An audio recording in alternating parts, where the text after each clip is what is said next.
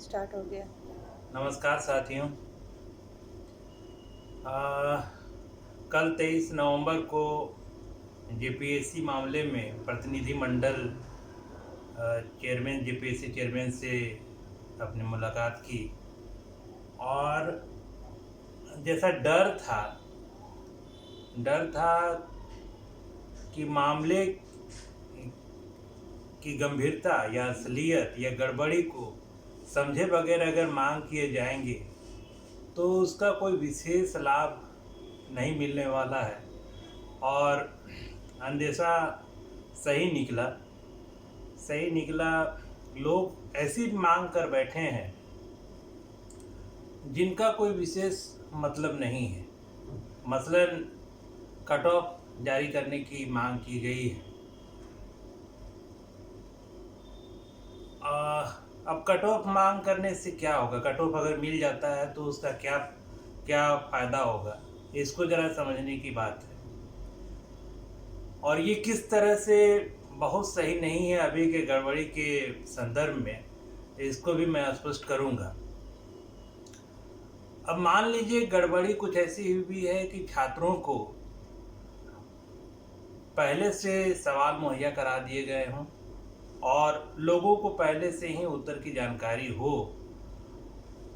ऐसे में आप अगर कट ऑफ जारी करते हैं तो जाहिर तौर पे जो उनका मार्क्स है वो उस कट ऑफ के ऊपर ही होगा, क्योंकि उन्होंने नकल करके या फिर पहले से मिले प्रश्नों के आधार पर अधिक अधिक उत्तर लाकर इसमें अपना जगह बनाया है। तो कट ऑफ जारी करने से तो कुछ होगा नहीं, क्योंकि उनके अंक जाहिर तौर पे उस कट ऑफ मार्क्स से ऊपर ही मिलेंगे आपको। तो कट ऑफ जारी करवाने की जो मांग थी वो किसी मायने का नहीं लगता है। दूसरा, इन्होंने कुछ विसंगतियों, कुछ गड़बड़ियों को ठीक कराने की मांग की। मसलन कि किसी का कम आने के बावजूद चयन हो गया, अब उसको ठीक कराने की मांग की। इसको दुरुस्त करना उनके लिए कोई विशेष मुश्किल का काम नहीं है। एक आध लड़कों का, एक आध अभ्यर्थियों को शामिल करा देना उनके लिए कोई विशेष मुश्किल काम नहीं है। और गड़बड़ी जहाँ का तहाँ रह जाएगा। यानी कि जो लड़के, जो अभ्यर्थी गलत तरीके से फेवरेटिज्म के जरिए इसमें लाए गए हैं, चाहे जेपीएससी और सरकार की साठगांठ से जो विद्यार्थी लाए गए हैं और जिन्हें सुनियोजित तरीके से चुनने की साजिश है, वो साजिश अपनी जगह चलता रहेगा, क्योंकि वो विद्यार्थी मुख्य परीक्षा की भी दौड़ में होंगे और फिर उनको सफल कराने के लिए जेपीएससी और सरकार दोनों कुछ इस तरह से प्रयास करेंगे जिसकी भनक भी शायद आप लोगों को नहीं लगेगी। तो जो गड़बड़ी ये है कि गलत विद्यार्थियों को गलत तरीके से मदद पहुंचाकर उन्हें मुख्य परीक्षा में स्थान बनाया गया है। वो गड़बड़ी तो अपनी जगह कायम ही रही, और जो जेन्युइन विद्यार्थी थे, जायज़ विद्यार्थी थे, जिन्होंने मेहनत की थी, वो परीक्षा से बाहर रहेंगे।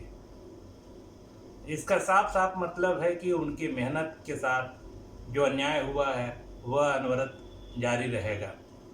इसी को सुधारना था दोस्तों। मैं पास विद्यार्थी हूँ, मैंने सफलता हासिल की है, लेकिन मैं जानता हूँ कि जो गलत रूप से चयनित विद्यार्थी हैं उनका गलत चुना जाना किसी भी तौर पर स्वीकार किया नहीं जाना चाहिए था। और इस गड़बड़ी को सुधारने का जो एकमात्र रास्ता था वो यही था कि आप फिर से पीटी परीक्षा कराइए। सातवीं पीटी परीक्षा जो हुई है उसको रद्द कराइए और सातवीं पीटी परीक्षा को फिर से कराकर जो मेधावी छात्र हैं उनको चुने जाने का रास्ता बनाना था। दूसरा था कि यहाँ पर जेपीएससी में अभी जो लोग बैठे हैं उनकी गड़बड़ी से, उनकी ही भ्रष्टाचार के कारण ये सारा कुछ संभव हो सका है। क्योंकि आप भी जानते हैं कि जेपीएससी एक ऑटोनोमस बॉडी है। अगर वहाँ के लोग सही होते तो ये भ्रष्टाचार अगर सरकार भी चाहती तो भी संभव नहीं था। तो ये गड़बड़ी वहाँ बैठे भ्रष्ट जो कर्मचारी हैं, पदाधिकारीगण हैं, उनकी बदौलत हुआ है। तो साथ ही साथ 7वीं जेपीएससी परीक्षा का जो अभी परिणाम आया है उसे रद्द कराने के साथ साथ ये भी मांग होनी चाहिए थी कि अभी जितने भी कर्मचारी या पदाधिकारी हैं इंक्लूडिंग चेयरमैन, उनको जेपीएससी से हटाया जाता है। क्योंकि उनके हटाए जाने के बाद ही आप सही परीक्षा, साफ परीक्षा की उम्मीद कर सकते हैं। तो दूसरा कदम ये होना चाहिए था कि उन्हें हटाया जाता, और ये काफ़ी ज़रूरी था। इसका एक विकल्प यूपीएससी द्वारा परीक्षा आयोजित कराया जाना भी था। तो मोटा मोटी जो मुख्य मांग इसमें होने चाहिए थे वो 7वीं पीटी परीक्षा को रद्द कराकर उसे फिर से आयोजित कराने का होना चाहिए था। जो मौजूदा कर्मचारी और पदाधिकारीगण हैं उनको वहाँ से हटाए जाने का होना चाहिए था, और जो परीक्षा है वो फिलहाल जब तक सही पदाधिकारी कर्मचारियों की नियुक्ति नहीं हो जाती है तब तक परीक्षा यूपीएससी को आयोजित कराने की मांग करना का होना चाहिए था।